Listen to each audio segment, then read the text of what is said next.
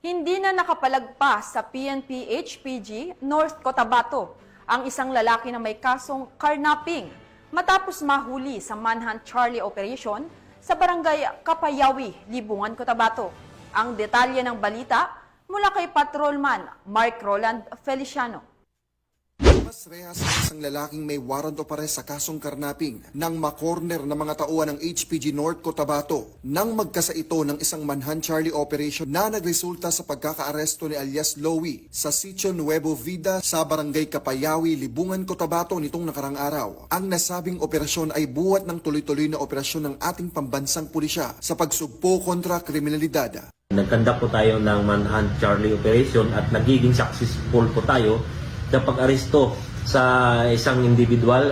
Ito po ang top 7 most wanted ng provincial level po ng North Cotabato. Ito po ay nahuli natin dito sa vicinity po ng Sitio Nueva Vida, Barangay Kapayawi, Libungan, Cotabato. At ito po ay may bail bond recommended na 300,000 pesos.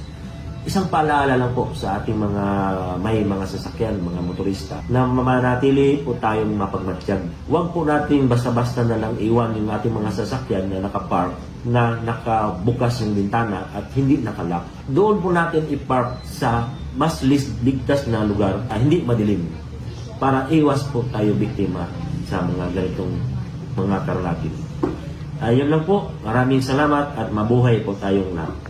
Sa bisa ng isang warrant of arrest ay matagumpay na nahuli ang suspect sa kasong karnaping na nilagdaan ni Honorable Ana Candida N. Cansino, presiding judge ng RTC Branch 17 10th Judicial Region sa Cagayan de Oro, Misamis Oriental na may piyansang 300,000 piso. Nasa kustodiya ng Libungan Police Station ang suspect para sa dokumentasyon at tamang disposisyon habang inihahanda ang kasong Republic Act 10883 or the New Anti-Carnapping Act of 2016 sa anumang katanungan, reklamo o impormasyon. Ang himpilan ng HPG ay palaging bukas upang kayo tulungan. Dahil dito sa ating bagong Pilipinas, ang gusto ng pulis, ligtas ka. At sa iba pang balitang serbisyong HPG, tumutok lamang sa aming YouTube channel at Facebook page na Police News Network.